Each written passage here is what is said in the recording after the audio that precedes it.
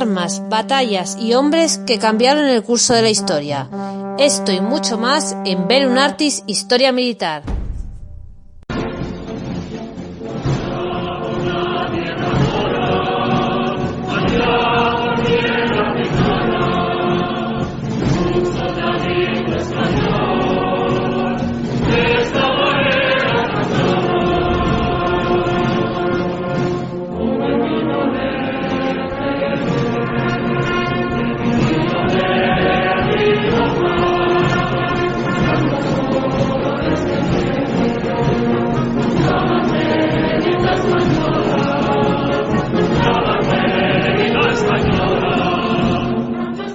Ocupado de forma pacífica por el comandante general de Ceuta, Felipe Alfau, comprendía una zona norte que incluye las regiones del Rif y Yebala, y una zona sur totalmente desértica, actual provincia marroquí de Tarfaya.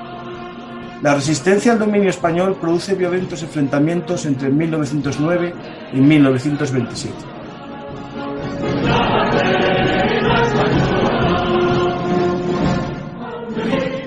Soy Francisco García Campa y esto es Bellum Artis Podcast, las historias habladas de Bellum Artis, historiamilitar.blogspot.com, el blog de la historia militar. Hoy viajamos en el tiempo y en el espacio a Marruecos en la década de 1910 para conocer las semillas de Anual. Para ello contamos con la ayuda de Luis María Cazorla Prieto. Hola Luis María, ¿qué tal? Hola, ¿qué tal? Muy buenas noches. Hoy vamos a intentar descubrir un poco, ¿no? o entrar en las entrañas del desastre de Anual, que se cumple 100 años este mes de julio, y creo que todos los programas que se están haciendo en podcast, en vídeo, en muchos artículos, se centran en el desastre, se centran en ese año fatídico. Empiezan algunos hablando de Abarrán, pero conociendo tu obra, tu trilogía sobre Larrache, ¿no? Un poco de estos 10 años, sobre Silvestre también, ¿no? Que sale como, no digo protagonista, pero sí uno de los protagonistas de tus novelas. Creo que nos puede servir para conocer ese origen o esa semilla que fue dando lugar a ese desastre de Anual, ¿no? Sí.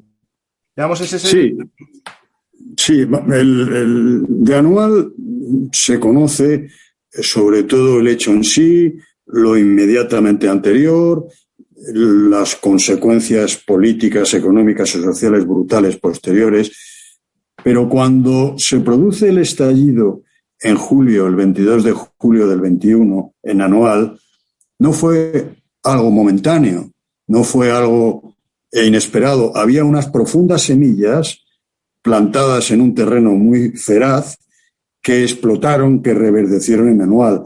Por eso la tercera novela de mi trilogía, que comienza con la ciudad de Lucus, comienza en el año 10, 11 en Larache, la zona de Alcázar-Quibir.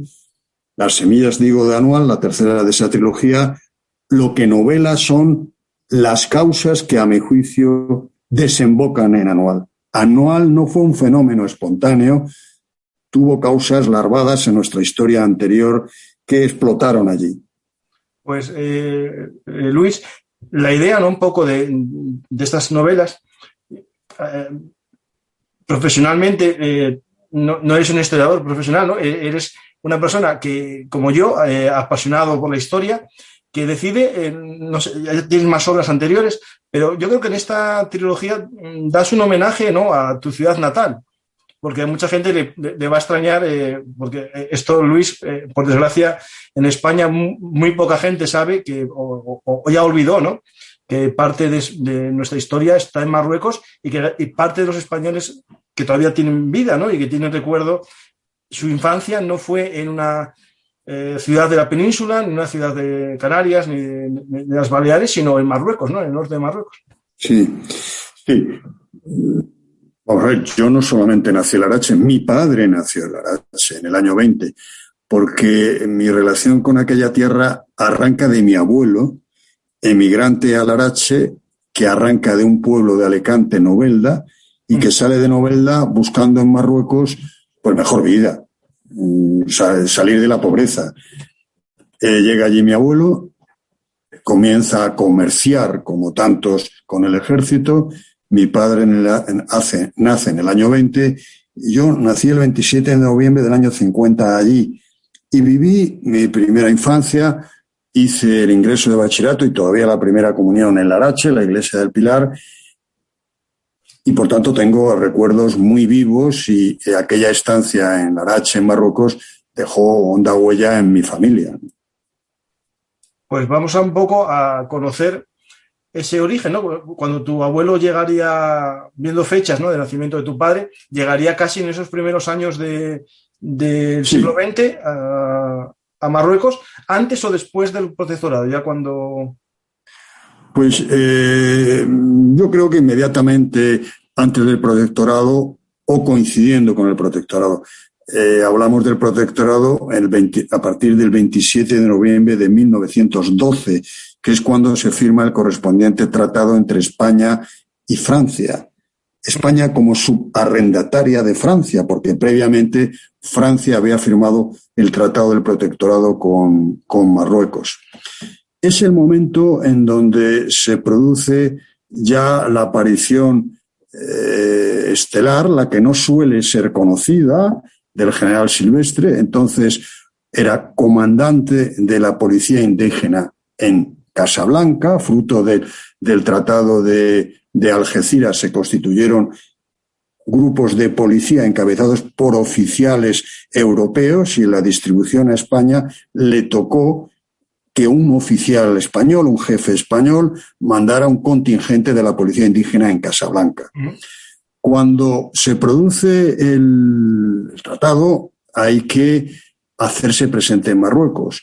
Y Silvestre, que era ya teniente coronel, tenía experiencia en Marruecos, hablaba ya árabe y ya había dado pruebas de su capacidad de ocupación del territorio.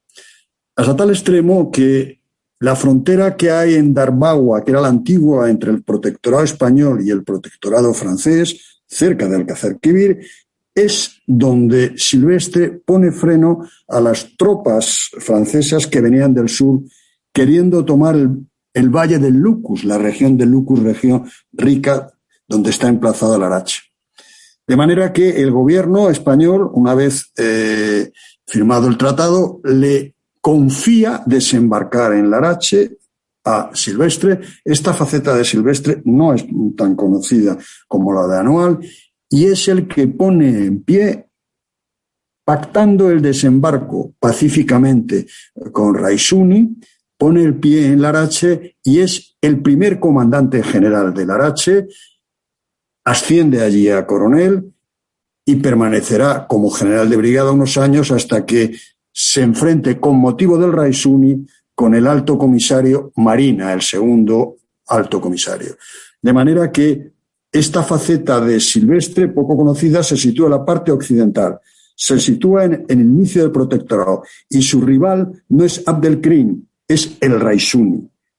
El Raisuni hablaremos un poco después, ¿no?, para conocer un personaje que es digno de película. De hecho, hay una película, ¿no?, de Sean Connery sobre él. Sí, por eso mezcla todo, mezcla líder tribal. No tiene nada que ver con la realidad. No, digo el personaje auténtico, ¿no? Es un líder tribal, un líder religioso, según él, ¿no?, una especie de Mahdi. Y también un pirata y un poco delincuente, que también se hizo amigo de los españoles, ¿no? Sí.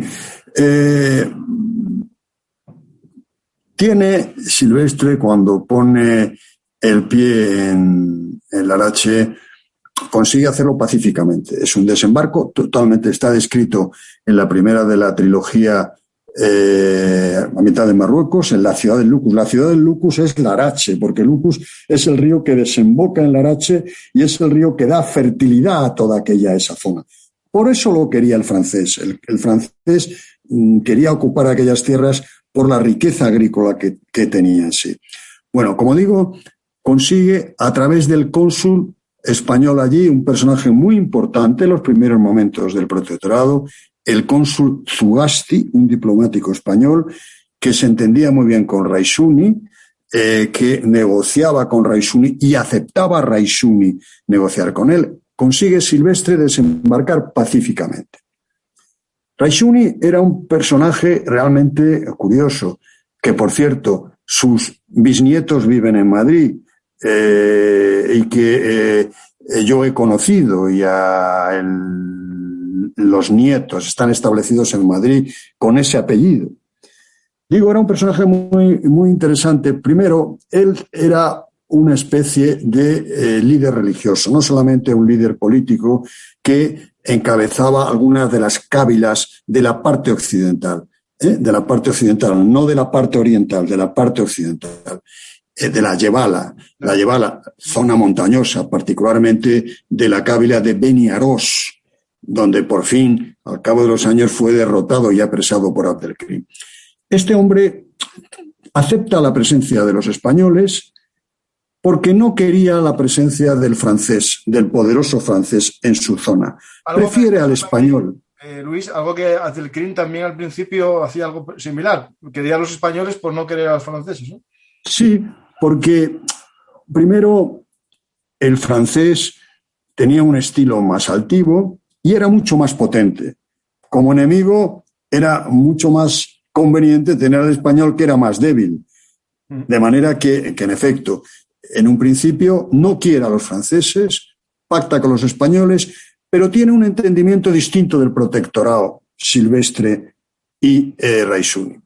Silvestre, ya coronel, tiene una página del ABC, una portada del ABC, llegando de una manera homenajeada y clamorosa a Madrid, y al pie del tren ya es un personaje muy popular, y él lo que quiere es mandar, ejercer el poder directamente, el protectorado entendido como dominación.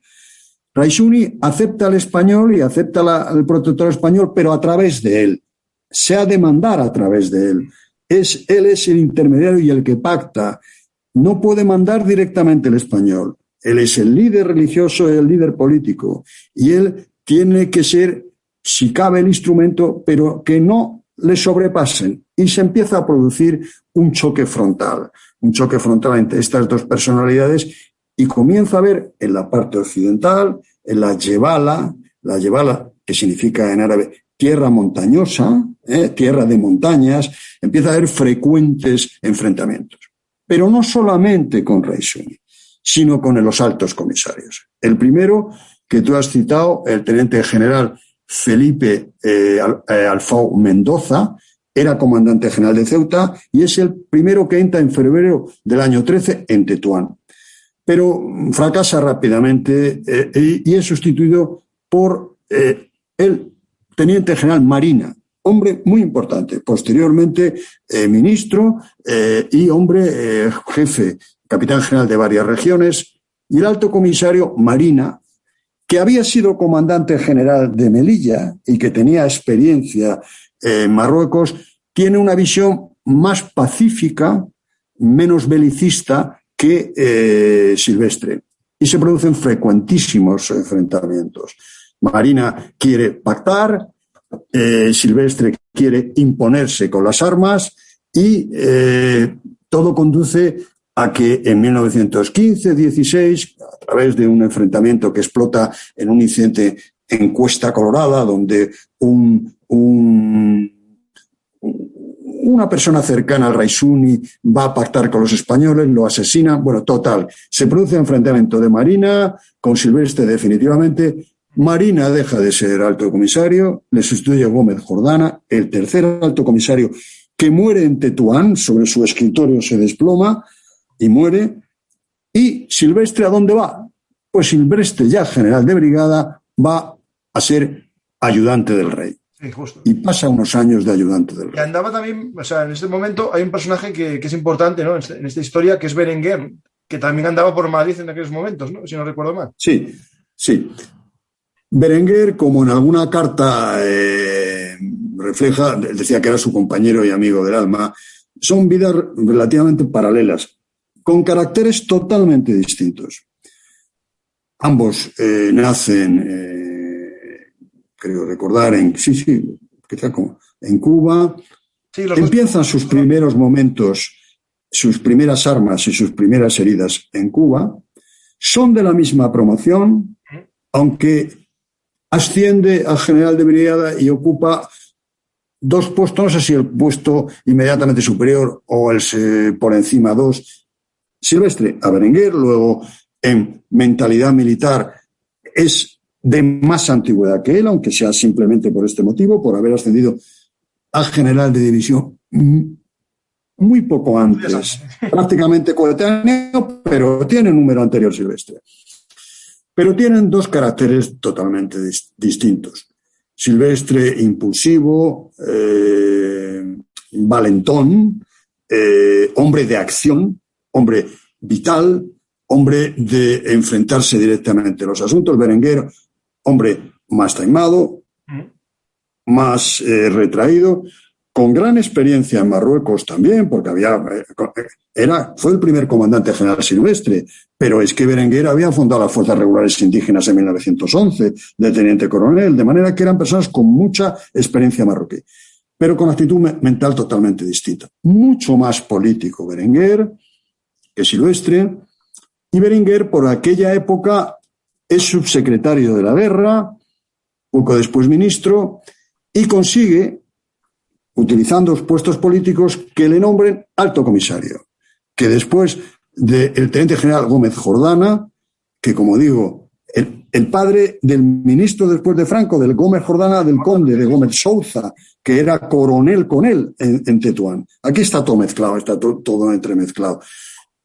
Consigue que le nombren alto comisario, y Silvestre está harto de estar en Madrid. Él es un hombre de acción, de ayudante del rey, pasa el tiempo que podía permanecer en ese puesto, quiere acción. Y consigue que le nombren, y digo consigue, que le nombren comandante general de Ceuta. Digo consiguen porque hay, y lo reflejo en las semillas de Anual, una carta de Berenguer al ministro correspondiente donde dice que es muy valioso Silvestre, pero que ya lo había nombrado, pero que no era la persona más adecuada para el puesto. Es decir, no le hace gracia a Berenguer la llegada. Sí. Y llega de comandante general, me refiero a Silvestre, y ya empieza a hacer sus, como se decían, sus cadetadas. Es decir, adopta un papel muy activo, tiene, ahora no recuerdo, me parece que encabeza varias acciones de guerra. Si memorizo un poco, recordaré cuáles son, están perfectamente reflejadas. Es entre Tánger y Tetuán, facilitando las comunicaciones. Bueno, inicia varias acciones de guerra y claro, y a Berenguer pues tiene otra visión, ve que empiezan a tomar decisiones que a lo mejor él no hubiera tomado, y el propio Silvestre está incómodo porque en Ceuta tiene demasiado cerca Tetuán y el alto comisario Berenguer. Él necesita más campo, más libertad, más acción, más posibilidad de lucha armada. Y consigue, y Berenguer no lo ve con malos ojos, porque se lo quita de encima. Consigue ser nombrado comandante general, al que sigue Felipe Navarro, el general de brigada Casada Valillo, que ya estaba en Ceuta con él. Y eso es el panorama a grandes pinceladas, que está novelado en las 3 novelas estas. Pues podríamos un poco ver el desarrollo, ¿no? Ese desarrollo de cómo Francia, ¿no?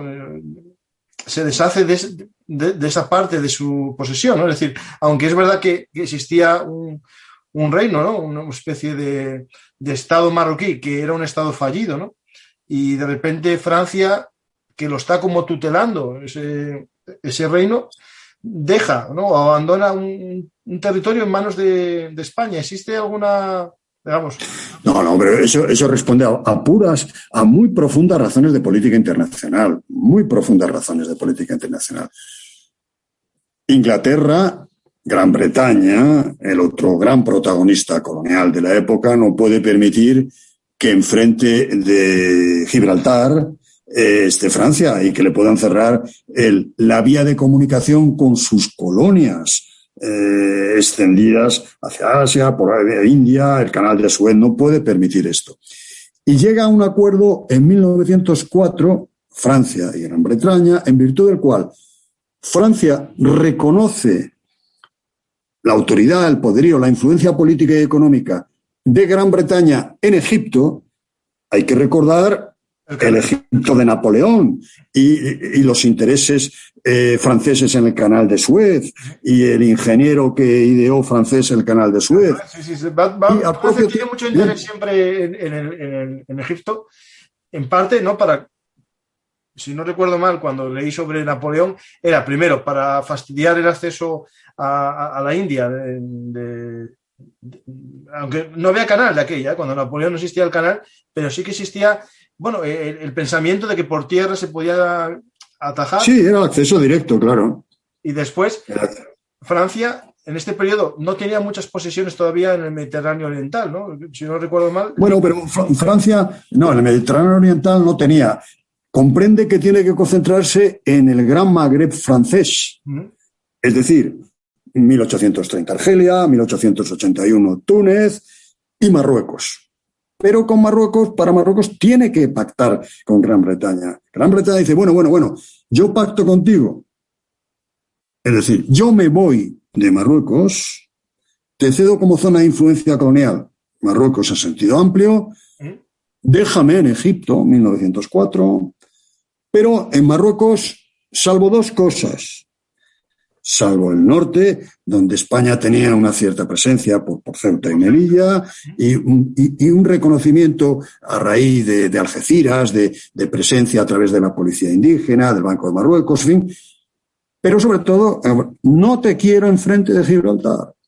Y por tanto, pacta con España, una vez que tengas el protectorado, cederle la parte norte. Pero claro, ese pacto, no estaban definidas las fronteras. Hay distintos proyectos de acuerdos que Moret no firma, 1906, no estaba definida. En algunos proyectos del reparto, la frontera del protectorado español llegaba hasta Fez. Pero Francia avanza del sur. Avanza, eso está descrito en la ciudad de Lucus, porque, vuelvo a decir, quiere el valle de Lucus, que es Enrique. Y es cuando aparece, como digo, decía al principio, Silvestre, y le pone frente en Darbagua. Es que es curioso cómo yo recuerdo de niño la frontera entre los dos protectorados era Darbagua, que es donde frena, cerca de Alcázar-Quibir, Silvestre al general. Está en esa novela, la ciudad de Lucus. Yo no me acuerdo ahora de memoria. Es normal, no, tranquilo, eso es normal. Giró, no me acuerdo bien, pero vamos, está ahí, porque me estudié personaje a personaje. Estuve hasta en el Instituto Árabe de París recabando documentación para escribir esa novela. De manera que esa es la razón de la presencia española en el protectorado. Primero, la historia, Ceuta, Melilla y zonas de influencia. Sí. Segundo, el interés de Gran Bretaña de no tener enfrente de Gibraltar, que le pueda cerrar el paso hacia el canal de Suez y a sus posesiones, a la otra gran potencia colonial. Y hay un tercer beligerante, que es Alemania. Justo, es que te iba a decir yo el famoso suceso de las de cañoneras, ¿no? Que hubo... De las cañoneras, no solo eso. Alemania tiene fuertes intereses económicos en Marruecos y, por otra parte, el Kaiser Guillermo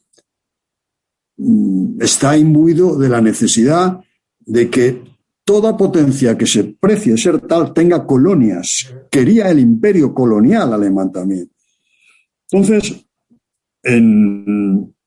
siempre jugó la baza de fortalecer al sultán y al Estado marroquí. Por cierto, Estado marroquí que en efecto existía como reinado, con tradición, pero como tú bien has dicho, era un Estado fallido.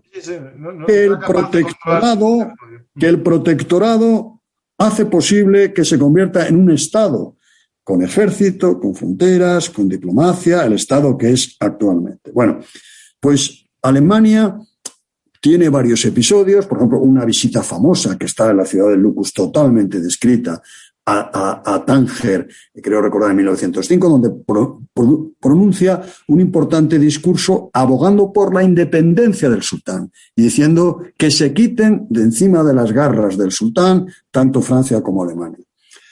Tiene un episodio en Agadir, lo que tú apuntabas, en la cañonera de 1911, pero al final pacta de la siguiente manera: que le reconozcan el África occidental alemana, es decir, Camerún, Togo, y al propio tiempo que se preserven los intereses económicos alemanes en Marruecos, que se les garantice.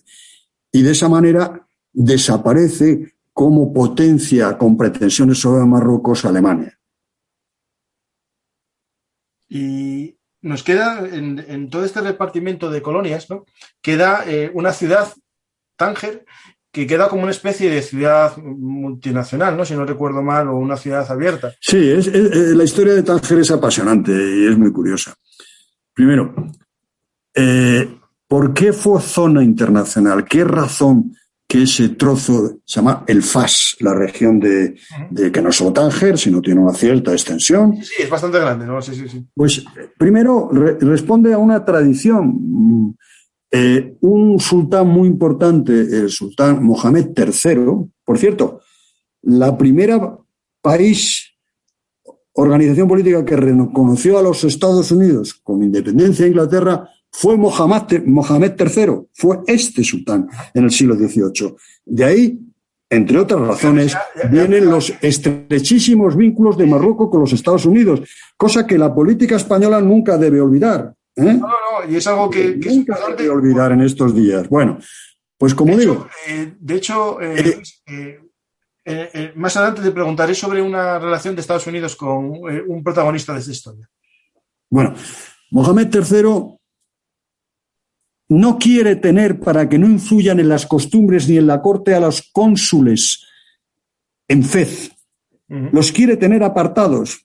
Los quiere mantener a la representación diplomática alejada de su corte. Y el lugar más indicado era Tánger. Tánger era la sede diplomática, entendiendo dónde estaban los consulados extranjeros de la zona de Marruecos. Y esa tradición va cuajando y cuaja en el Tratado del Protectorado, en donde se reconoce una zona internacional que, no muy bien definida, se define en el Estatuto de Tánger, que quiero recordar que es de 1923, que era una zona internacional gobernada por una serie de potencias, incluso Alemania, hasta la Segunda Guerra Mundial, que como consecuencia de esa apartada es un episodio muy curioso, la entrada de las tropas del coronel, creo recordar, Juste, con la Mejala Jalifiana en Tánger, amparándose en razones de la Segunda Guerra Mundial. De manera que esa tradición de mantener, yo no quiero que influyan en mi corte y en mis manejos los representantes de la que se mantengan en Tánger. Y cuando tengan que pasar con ellos, ya que se desplacen a Fez. Y así eran muy las misiones diplomáticas en Fez. Y este es de Pekín, ¿no? En Pekín, cuando los famosos barrios de las embajadas estaban todas juntas. En cierto modo, sí. Sí.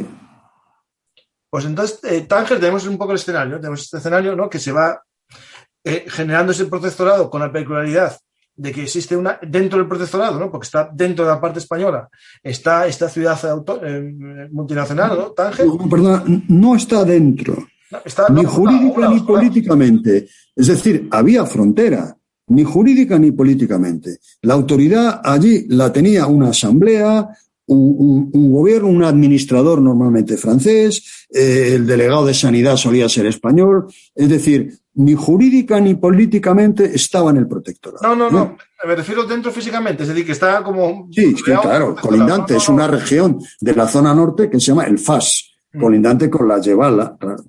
Sí.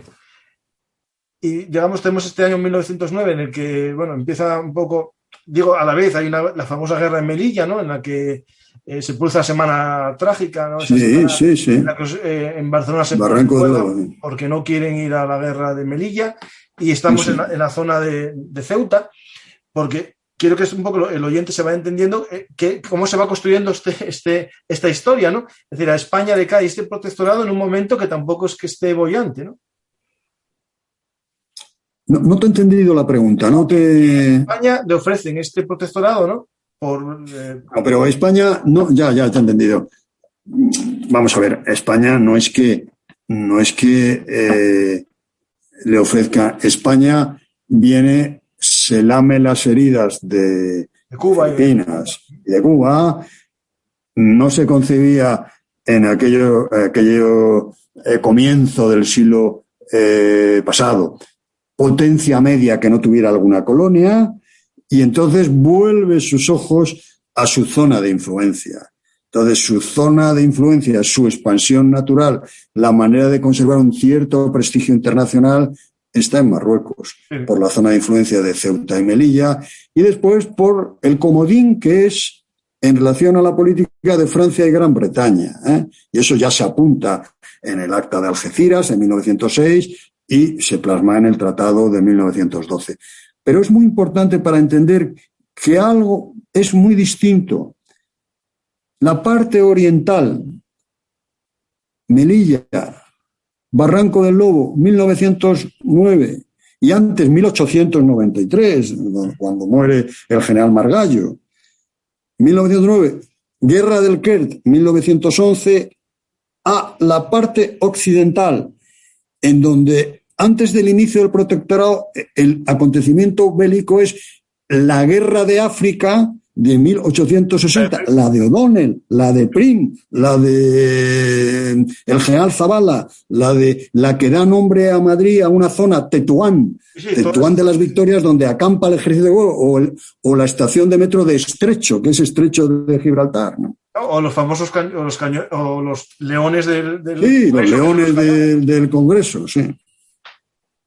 No, eso me refiero un poco para que el oyente medio que conozca un poquitín ese origen, ¿no? Este protectorado, que a España le toca un poco en una época mala, pero que le sirve a los políticos para intentar recuperar el prestigio. Sí, en el concierto internacional, después también intereses económicos, ¿no? Intereses económicos muy relacionados con las hipotéticas, porque después no fueron tanto riquezas mineras de la parte oriental, y con la riqueza agrícola en la zona del Valle del Lucus de la parte occidental. Uh-huh. No, yo, por ejemplo, ese tema de la parte agrícola no la conocía, pero sí que... No, hombre, es importantísimo. Tan importante es que la gran empresa que se crea, que explota toda aquella riqueza y que consigue una concesión del gobierno de Marruecos muy importante, es con capital de los Rothschild. Uh-huh. Sí. Con capital de los Rothschild, con presencia también de los Bauer, y utilizando familias españolas, ¿no?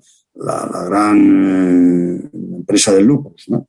Uh-huh. Que todavía la Arache, cuando sales, hay grandes silos de la compañía del Lucus. Es interesante esto que estás comentando, ¿no? Cómo grandes familias internacionales, ¿no? De financieros empiezan toman partido en este protectorado. Es importante eso, porque, digamos, marca la creación del protectorado, pero también su futuro, ¿no? Es decir, si no hubiese ese apoyo económico, España a lo mejor hubiese marchado antes, si no hubiese habido ninguna inversión y ninguna materia prima interesante ahí. No, España, vamos a ver. En el protectorado hay que distinguir ya damos otro salto, dos etapas muy distintas.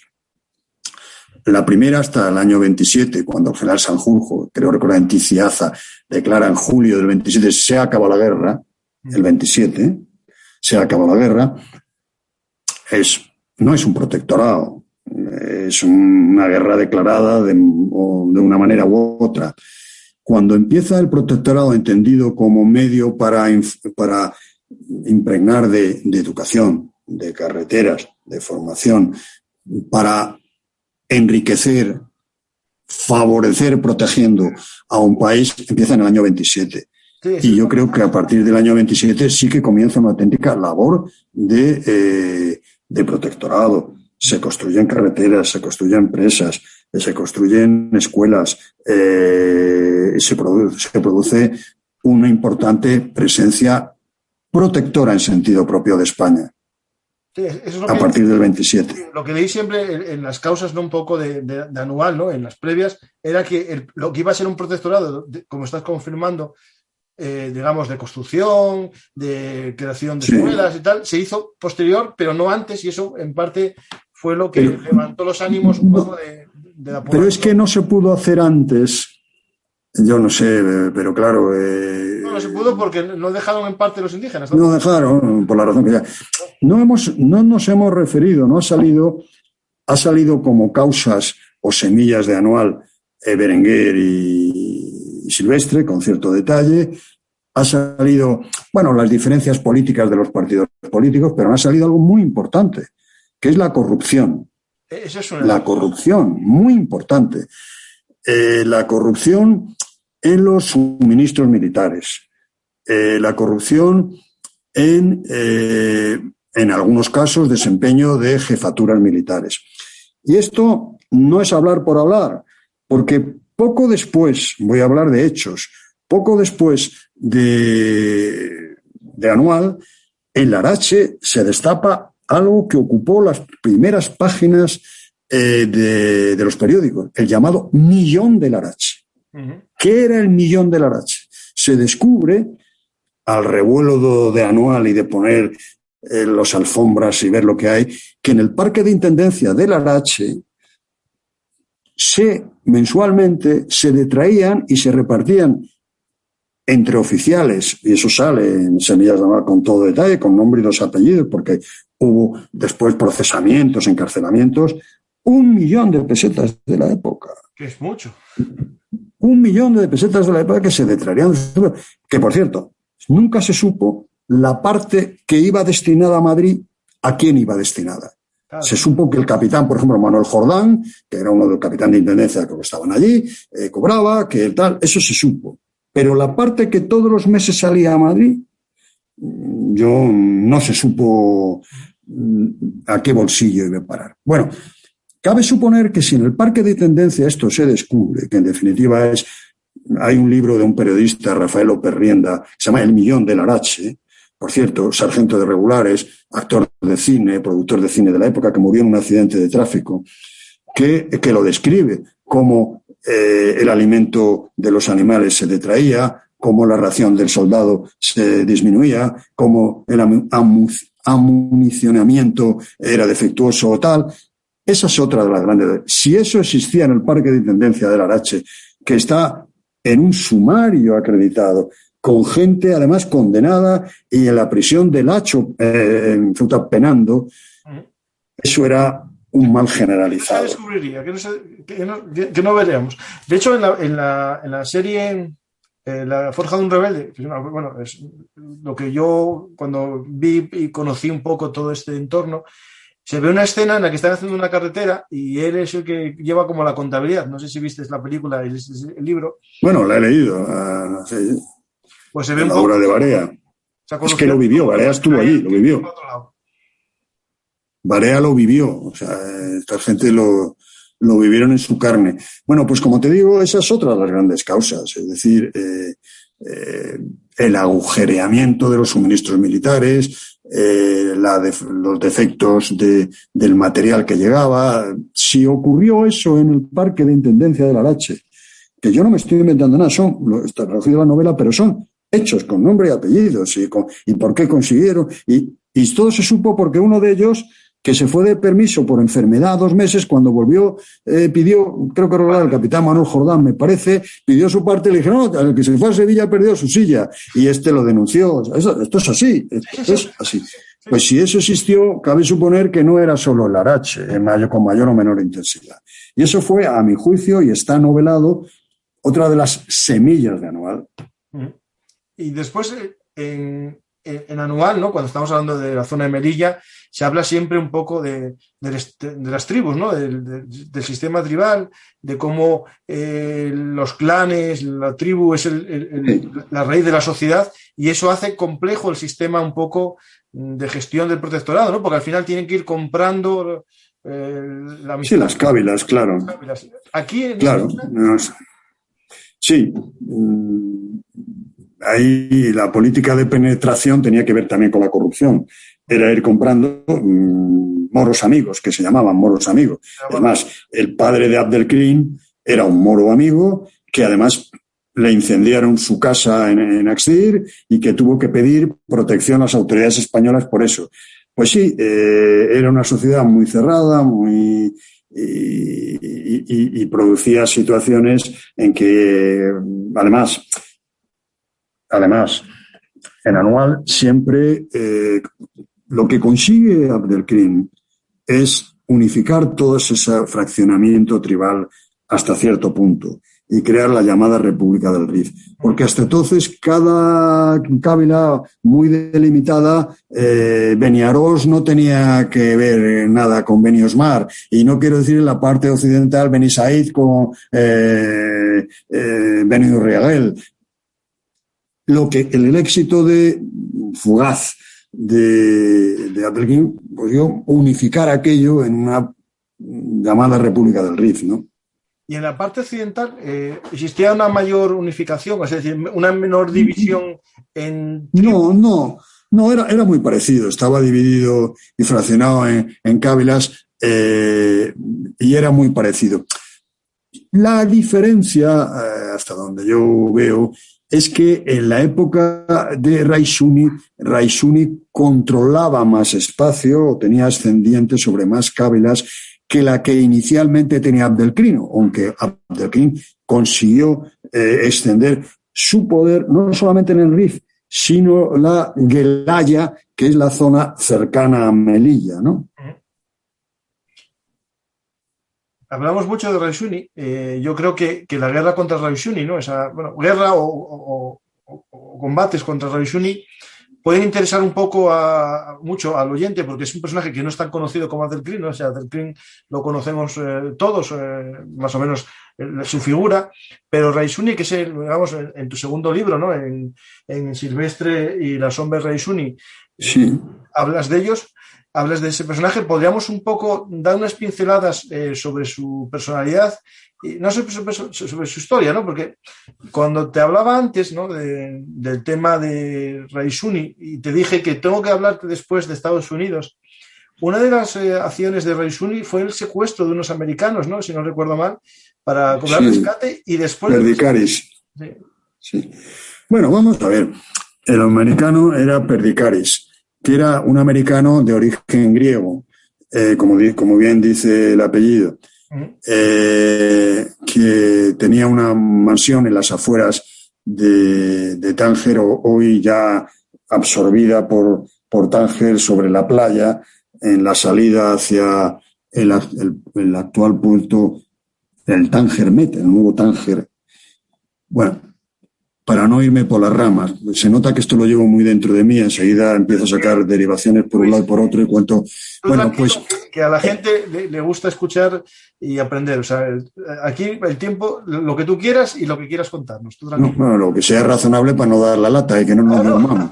Hay programas de 2 horas, tú tranquilo, si tú no aguantas... Sí.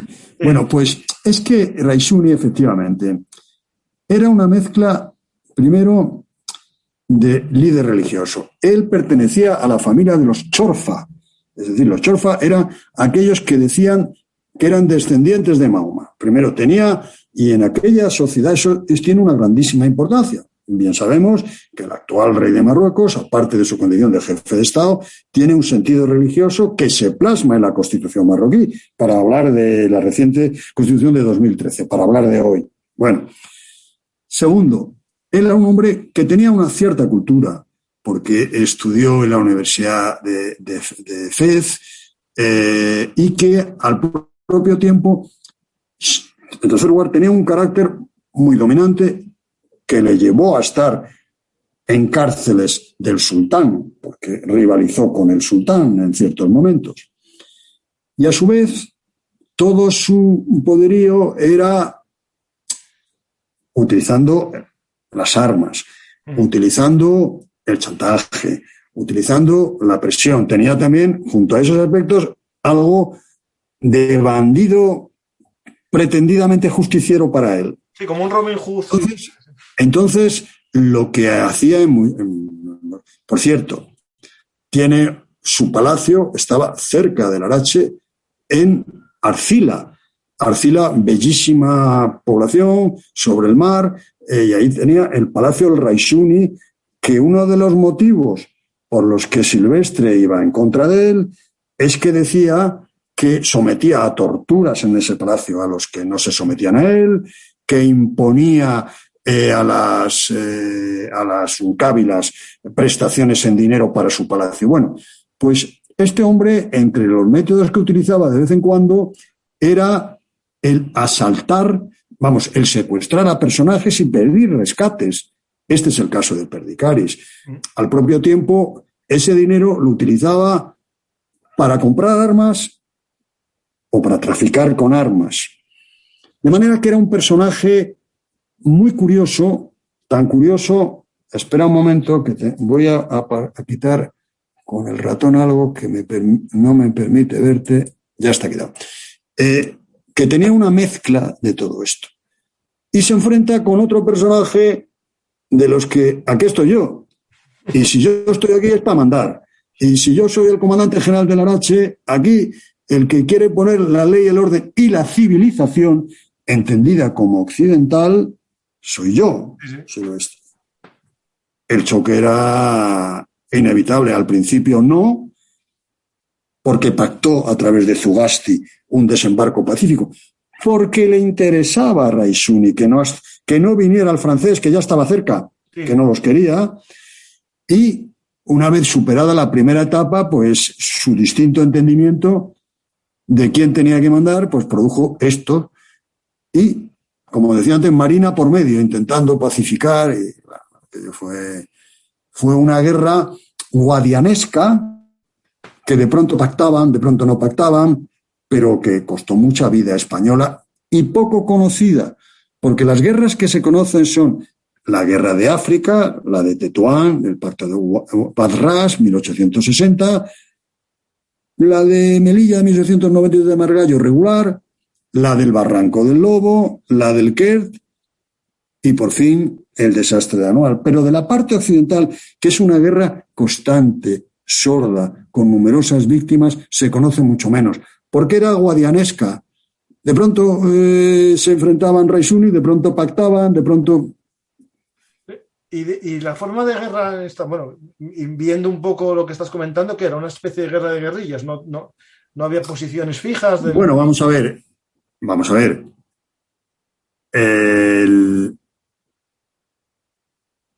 Los marroquíes... Es que iba a emplear el enemigo, no quiero emplear el menos enemigo marroquí. Los que se enfrentaban a la dominación española no era un ejército. El que sorprende a Silvestre y a sus generales, al coronel Manella, que mandaba el Alcántara, que estaba con él metido en Anual, es que por primera vez ven que los contingentes que vienen sobre ellos, Abarrán, Igueriben y que se acercan, siguen cierta disciplina militar. Sí, ahí sí. Y después consigue, a través de, creo que es el Geriro, uno de sus lugartenientes, crear un cierto ejército regular que llegó, según acabo de leer en un reciente libro de los muchos sobre Anual, que llegó a tener 3.000, aparte de las arcas que se agregaban. Hasta entonces era pura guerra de guerrillas. Era agrupaciones generalmente menores, con su fusila, con su escara, donde llevaban su alimento mínimo y su munición, y generalmente no era una guerra en campo abierto. Claro que era unos enfrentamientos caracterizadamente de guerrillas, ¿no?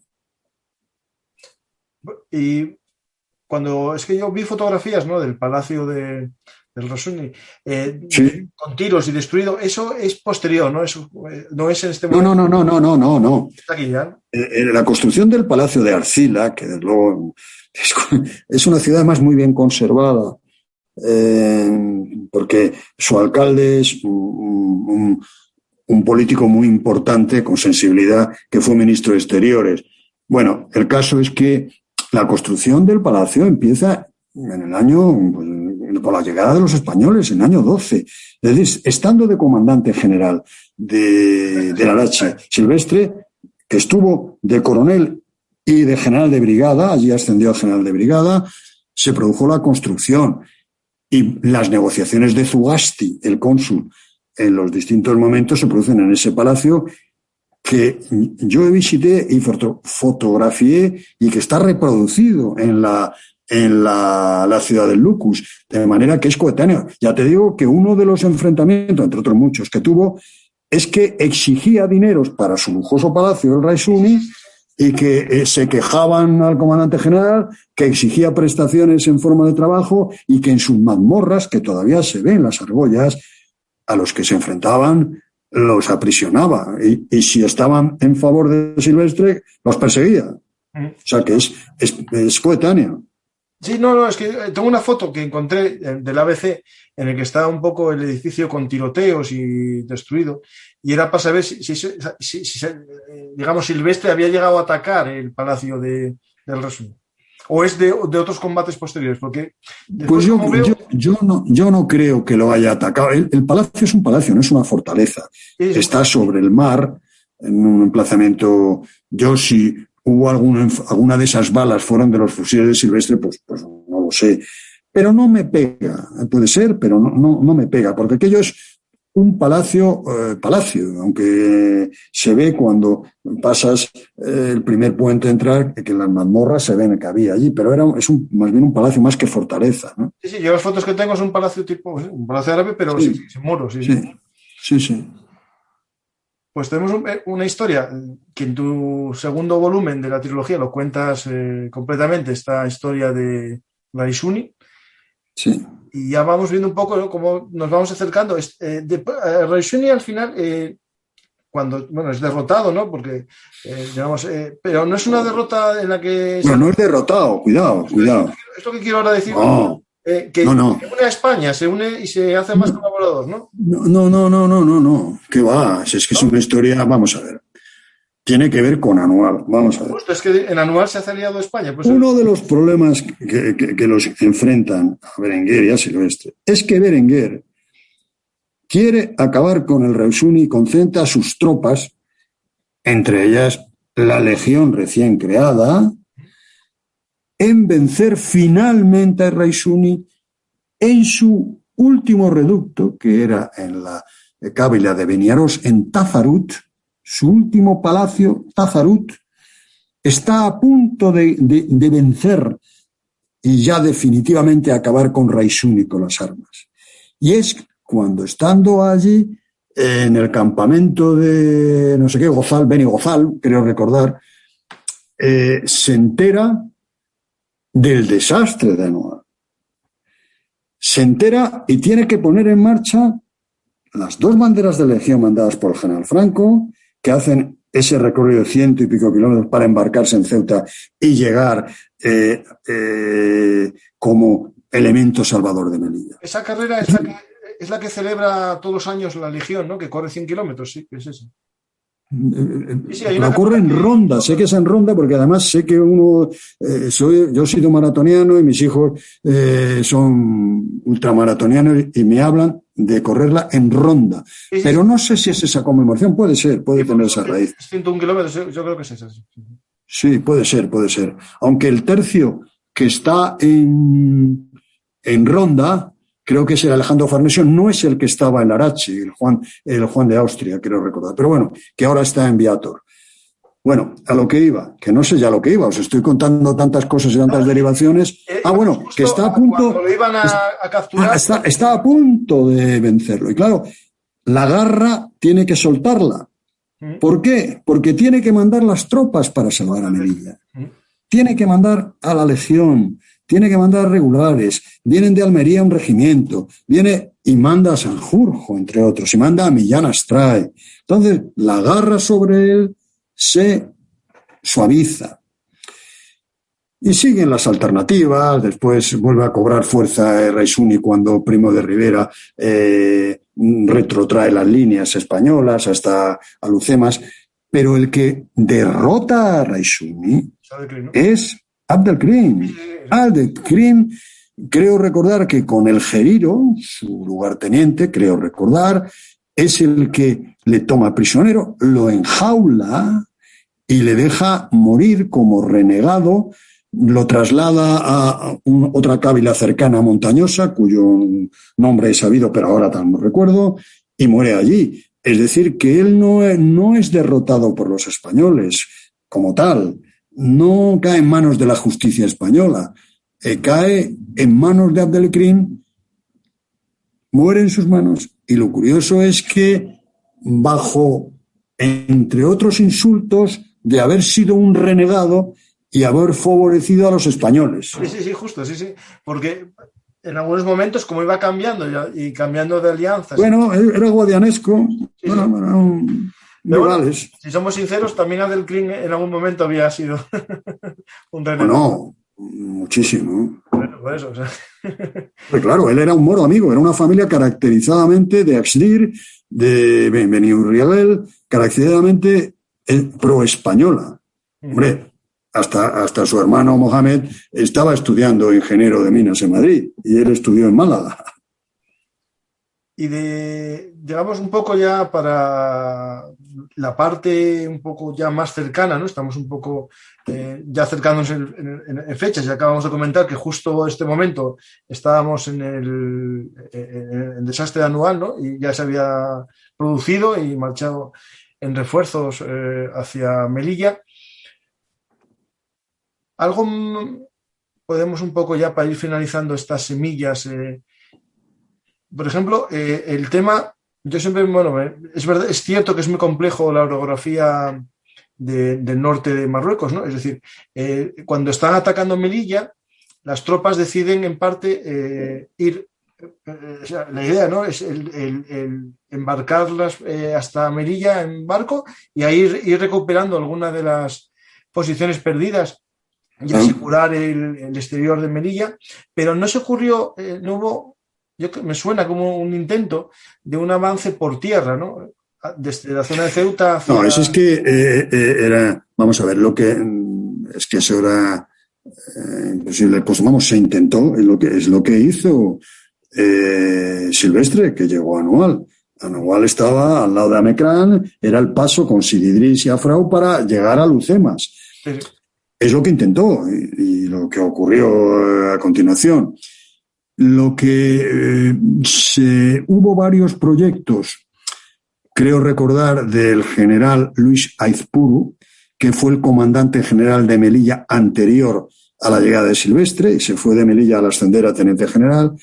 Hubo varios estudios que al final no cuajaron de lo que sería con el tiempo desembarcar en Alucemas, es decir, penetrar desde Alucemas y como una tenaza conseguir dominar aquellas cávilas, ¿no? Es lo que en definitiva tras el acuerdo hispano-francés se hizo en Alucemas, desembarco en la Cebadilla y demás. Pues más o menos yo creo que nuestro objetivo era un poco conocer estas raíces, ¿no? Digamos, la parte occidental, ¿no? Que no es en sí el desastre anual, pero sí que tiene una serie de elementos que son las causas, ¿no? Y podemos ver también algunos de los defectos o de los fallos que tuvo el protectorado español en el occidente son igual o más graves en la parte oriental, ¿no? Yo creo que eso sí que lo podemos ver claramente, ¿no? Sí, lo más importante es, primero, que las guerras de Marruecos no es solamente Melilla ni la de 1860 en Tetuán, que la parte occidental hubo una guerra guadianesca y larvada, que el carácter de Silvestre cuaja en Larache de comandante general. Es decir, que no llega de comandante general a Melilla sin tener una trayectoria en Marruecos importante. Y que, por otro lado, ciertas causas de la corrupción muy presentes en Larache, cabe suponer que existían también con datos objetivos en el otro lado, ¿no? O sea que estaba todo muy comunicado, las personas y los hechos. Pues Silvestre lo tratas bastante en profundidad digamos, en el segundo libro y en el último también, pero tienes otra trilogía que ya estás en 2 volúmenes, te falta el tercero, en el que trata sobre uno de los personajes de esa historia, ¿no? Sobre Berenguer. Bueno, no, sobre Berenguer no, sobre Sanjurjo. Sanjurjo, perdona. Sanjurjo, ya, no te he entendido. Vamos a ver. Sí. Es que Sanjurjo tiene mucho que ver con todo esto. Sanjurjo fue comandante general de Larache. Por cierto, fue uno de los que ayudaron a levantar el Millón de Larache. Sanjurjo llega enseguida, mandado por Berenguer a Melilla, Y Sanjurjo después es el que manda sobre tierra las tropas en el desembarco de Alucemas, ¿no? Bajo mando supremo de Primo de Rivera. Y sí, una vez acabada la trilogía, a mí, como yo soy catedrático de Derecho y soy muy jurista, y yo vivo de la profesión, pero como tú bien has dicho, soy apasionado de la historia y después me ha gustado, por mi lado novelista, tengo cierta obra literaria, cierta obra, buscar hechos de la historia importantes para la historia de España, pero sobre los que no haya mucho novela o haya muy poco. Fíjate que yo en Anual me quedo, la última de las semillas de Anual es cuando Berenguer se entera del desastre de Anual. Dice que empiezan casi todas las novelas. Se entera que ha muerto Silvestre y ahí acaba. Entonces, el primer libro, La ciudad de Lucus, es el nacimiento del protectorado, que es totalmente desconocido. El Silvestre en Larache. El segundo, La guerra larvada, Silvestre. El tercero, Anual. Y ya después se acabó. Acabado esto, empecé una trilogía ambientada en la República, que como es natural, Marruecos está trabadísimo. La primera, hace un par de años, fue la rebelión del general Sanjurjo, que es el levantamiento de Sanjurjo en el 32, el primer levantamiento. Es lo que quería yo decir, pero me lié, porque ese Ya he entendido. Hace mucho tiempo. Y todo esto lo construyo a través de la historia de una familia, la familia Ninet, que aparece en todas las novelas en sus distintas ramas. Y aparece alguien de Ninet en Sevilla, cuando tal. La segunda es la Bahía de Venus, que acaba de aparecer, que es el año 33 al 35, el llamado Bienio Negro, que arranca de Guinea y también está Larache presente y sigue la familia. Y esa está. Y la tercera estará ambientada en Melilla los días antes del levantamiento del general Franco. Pero esa aparecerá. Pues de lo de Guinea, te recomiendo a ti y a los oyentes que escuchen un programa que tenemos sobre la Guinea Ecuatorial en 1936, que es justo un poco coincide con el lanzamiento, los líos que hubo de unos barcos que fueron, digamos, cambiando de bando, ¿no? Porque iban cambiando, los marineros tomaron el poder, después llegaban otros barcos, y es interesante un poco ver que la guerra civil también sucedió en las partes africanas de España, ¿no? Es decir, es verdad que a lo mejor en Marruecos fue casi el primer día unos combates y después ya era muy claro que estaba en el bando de los alzados, ¿no? Pero Guinea sí que hubo un poco, unas historias un poco, no hubo enfrentamientos armados, pero sí tomas de poder, ¿no? Que es interesante, que lo recomiendo a los oyentes y después si quieren ya leer tu libro, Bueno, mi libro no arranca eso porque, vamos a ver, el segundo escándalo que derrota definitivamente a Lerroux y convocan elecciones en abril del 36, no es el famoso extraperlo, sino el escándalo Nombela, que Nombela era el inspector general de colonias. Pues sí que hablan más. Por cierto, el último aviador que murió no hace mucho, que fue laureada de San Fernando, ¿no? Por una acción en Marruecos. Digo, todo arranca de un problema de tráfico de unos barcos, de unas subvenciones en Guinea en el año 27-28. Pero con personajes de Marruecos, por el general Núñez de Prado, el teniente coronel que mandaba a los regulares en Anual, era el gobernador general de Guinea entonces como general de división. Es que está todo mezclado. Se mezcla todo, ¿eh? Los africanistas están en todos lados. Todo mezclado. Sí. No, pues mira, es interesante. Yo sí es verdad que incluso en la carrera, en el manual, se habla más del extraperlo. Es decir, sí que es verdad que se habla más del escándalo del Strauss-Perl, ¿no? No, pero el que definitivamente derrumbó políticamente y produjo la entrada de Portela Valladares y después las elecciones fue Nombela. Que Nombela, que era un aviador, que naturalmente te digo que laureada de San Fernando bombardeando en el 25 en Marruecos. Sí. Pues, espero que te haya gustado un poco la experiencia. Es decir, era digamos, aquí, aunque en otros sitios van a lo corto, ¿no? Porque son programas de radio. No, hombre, es una conversación, claro, que permite explayarse. Lo que salga. Y si sale más, claro sale menos, sale menos. Muy bien, pues nada, muchísimas gracias. Ha sido muy entretenido. Yo te agradezco que intentes resucitar con tus novelas una parte de la historia de España que está olvidada, incluso ocultada, ¿no? En parte, ¿no? Porque, bueno, Sí, no me gusta, ¿no? pero que está presente, ¿eh? Sí, que está presente. Vamos a ver. En geopolítica. Anual es Picasso. Picasso es Primo de Rivera y la dictadura. La caída de la monarquía, la república, General Franco, todo. Época franquista, transición. Y ahora, en estos días, fíjate si no se reproducen situaciones con Marruecos que, bueno, pero ¿esto qué es? Sí, cierto.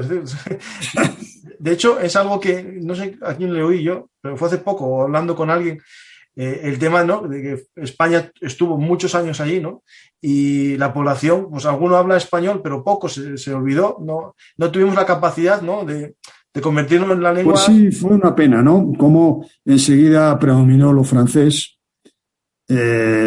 Pero hay en Marruecos todavía en su clase dirigente mucho pro-español, ¿eh? O sea que predomina lo francés, pero la presencia española, y además los institutos Cervantes están haciendo muy buena obra. En el norte de Marruecos prácticamente se habla español gracias a la televisión y a los partidos de fútbol también. Bueno, eso pasa mucho en todos los países fronterizos, ¿no? Y en esta frontera que tenemos, que es una frontera extraña, ¿no? Porque tenemos frontera terrestre y marítima. Claro, es digamos, culturalmente sí que la televisión aproxima los pueblos. Y es verdad. Yo iba a Tánger, estaba invitado, sobre todo a Fez, a hablar de las semillas de Anual, y con motivo de esta situación pues ha quedado todo en el aire. Bueno, de manera que hay que hacer lo posible porque la situación con Marruecos mejore. Sí. Es verdad que ahora decía eso de Estados Unidos con lo de la relación, ¿no? Que Estados Unidos tiene una profunda relación con Marruecos, ¿no? Te digo. Desde antes, como... El primero que lo reconoció como Estado independiente, Mohamed III. Y después ya cuando, digamos, la Segunda Guerra Mundial, cuando... Hombre, Casablanca, la influencia y las instalaciones militares de los norteamericanos allí. Bueno. Sí.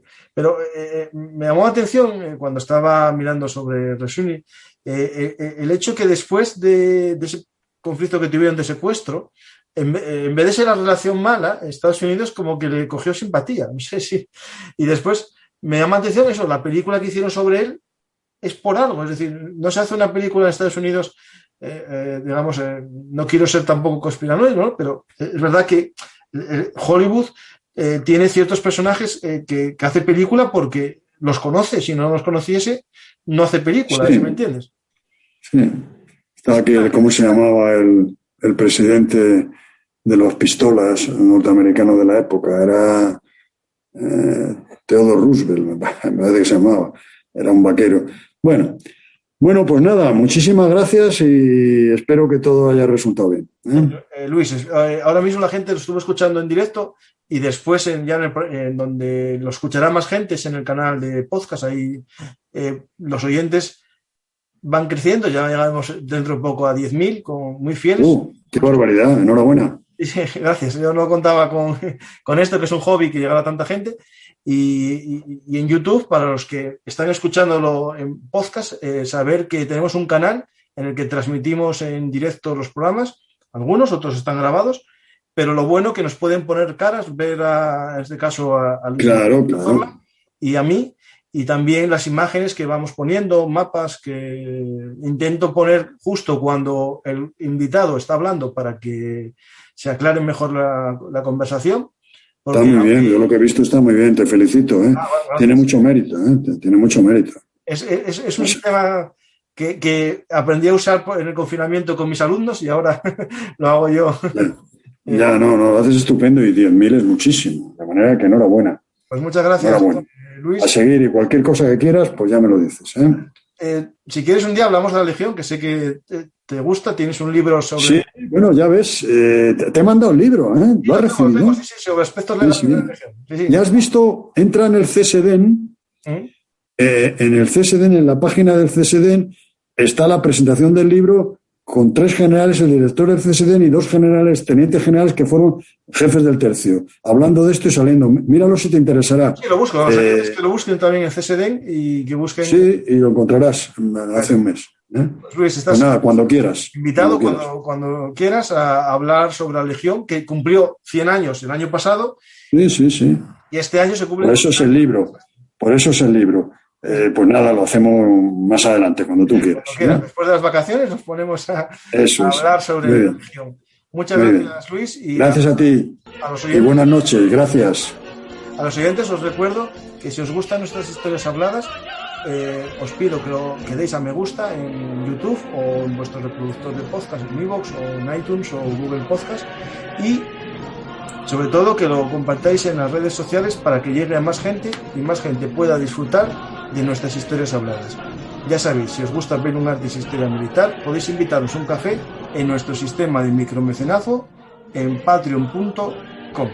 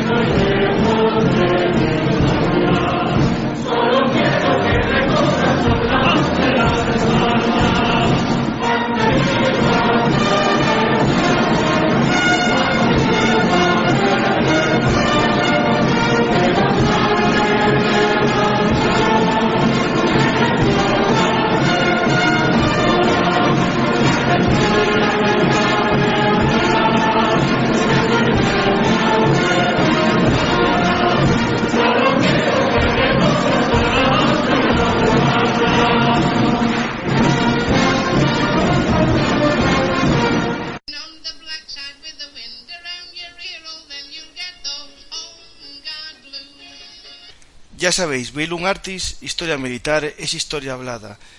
Estamos, como siempre, en todas las redes sociales, pero recordar, ahora nuestra dirección es bellumartishistoriamilitar.blogspot.com. No os olvidéis, Bellum Artis es el blog de la historia militar. Muchas gracias.